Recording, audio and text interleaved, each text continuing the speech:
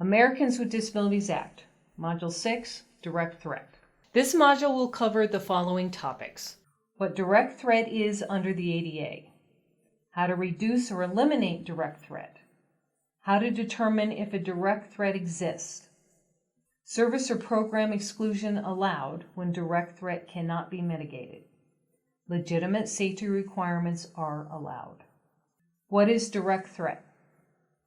Direct threat means a significant risk to the health or safety of others by a person with a disability that cannot be eliminated or reduced to an acceptable level by either a modification of policies, practices, or procedures, or provision of effective communication, auxiliary aids or services, or architectural barrier removal.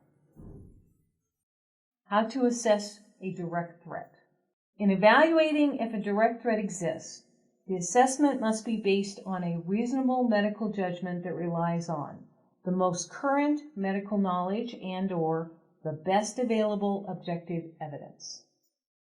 In continuing how to assess a direct threat, in determining whether an individual would pose a direct threat, the factors to be considered include the duration of the risk, the nature and severity of the potential harm, the likelihood that the potential harm will occur, and the imminence of the potential harm. For example, a customer comes into the State Motor Vehicle Division office to renew his driver's license. He has open sores on his hands and arms that are bleeding a little. This individual may or may not be a direct threat, depending on whether his bodily fluid can easily be transmitted to someone else through direct contact or by fluid left on the chair. This is a hard, spur-of-the-moment call. So what should an NVD worker do? A quick analysis can be done of whether a modification of policies, practices, or procedures can eliminate or reduce to an acceptable level a possible direct threat. A good solution can involve a policy modification that will allow this gentleman to quietly cut the line, to be served rather than having him wait in line by sitting in the chair in the waiting area. Then after the person has left, the NVD employee can quietly sanitize their station. The use of universal precautions involving wearing disposable gloves can also be used. Best practice is to quietly put on the gloves out of sight of this individual. Maybe discreetly slip the gloves on under the service station counter. Honoring and respecting this customer's dignity is paramount. Just think about if this person was your dad or brother or husband or you.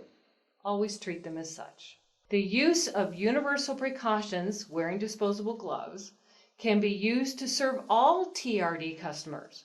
That way, it will not look like particular people who may or may not be a direct threat are obviously being separated out. Plus, it will keep the employee generally safer when serving the general public. When direct threat can't be mitigated. If it is objectively determined that a person with a disability is truly a direct threat that cannot be mitigated, then he or she may be excluded from participation in a service or program. For example, an adult individual with tuberculosis wishes to join the volunteer tutor program with the public library. The library director can refuse to allow the individual to participate on the grounds that the mentor's condition would be a direct threat to the health or safety of the children in the program. And the threat cannot be mitigated or eliminated by reasonable modifications in policies, practices, or procedures. Legitimate safety requirements are allowed. The public entity may impose legitimate safety rules necessary for the safe operation of their programs and services, even if, at times, it may screen out people with disabilities. But safety rules that tend to screen out must be based on actual risks and facts about particular individuals, not on speculation, stereotypes, or misperceptions. Training disclaimer. As with any civil rights law, how the ADA is interpreted and applied is largely influenced by court case decisions. This training is based on the latest technical assistance from the Department of Justice and court case decisions in the year 2016. The information herein is intended solely as informal guidance and is neither a determination of your legal rights or responsibilities under the Act, nor binding on any agency with enforcement responsibility under the ADA.